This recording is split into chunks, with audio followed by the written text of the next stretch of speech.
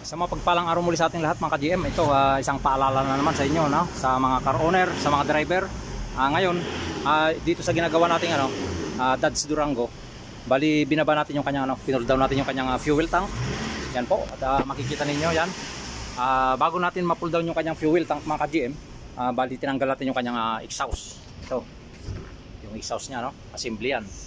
Tapos, yan nga po, itong fuel tank na to, bali dalawa yung kanyang fuel pump, no? Ito, saka ito. Ito yung magta-transfer dito sa kabila, dito. Kasi ito yung supply, yan papunta sa taas. So ngayon, bali ito, isang paalala, tips sa mga driver at sa mga car owner, ganun din sa mga kapwa ko mekaniko, no? Ngayon ito yung ating diniagnose na bali long cranking, not starting. So ngayon, kung makikita po natin, no, itong kanyang gasolina, kasi gasoline engine ito, bali mixing na po siya. Bali gasoline saka diesel naghalo, kaya ayaw pong umandar yung makina, no? Ayaw siyang mag-start. So kung titignan natin yan, napakadilim yung kanyang gasolina. Dapat to 91, yung octane niya 91. Isa ngayon, ang nangyari yan, no? Nagmix, yung nagkamali siguro ating customer, pagpakarga niya, diesel yung naikarga niya. So ito, yan po yung tips na may pagkakalog ko sa inyo ngayon. Kami tayong tinanggal na parts niya, yan yung ating toolbox na ginamit.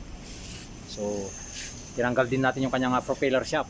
Yun, pansamantalang sinabit natin. Pagbalik natin, lilinisan natin mabuti ito. Tatanggalin natin itong kanyang fuel pump dito. Lilinisan natin yung kanyang loob ng tangke para matanggal natin ng yung kanyang laman niya. Kasi halos full tank ito mga ka-GM. Binawasan ko lang siya. Yan po yung ating tinanggal, no?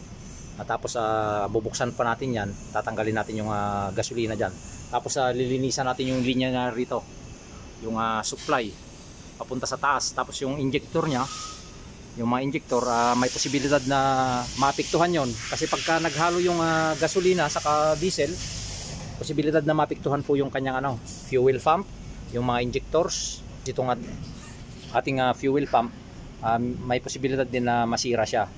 Kasi nga gasolina tapos nahaluan ng diesel, magkakaroon ng problema yan. Kaya yan, lilinisan natin mabuti.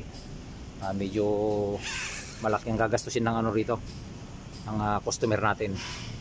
So ayan po, paalala lang po. At malalaman naman natin kung ano yung dinadala nating sakyan, no? Kung diesel engine o gasolina ba siya. Pagka gasoline engine po, medyo tahimik yung andar ng makina. Ngayon, pagka diesel engine naman, medyo mas malakas yung ingay, mas maingay ng konti, no? So ayun po yung ating paalala sa mga car owner, sa driver, ganun din sa mga kapwa kong mekaniko at sa mga buguhan na kapwa kong mekaniko, no? Yan. Isa po itong Dodge Durango na gasoline engine. Maraming salamat po sa patuloy niyong suporta at panonood ng aking mga videos.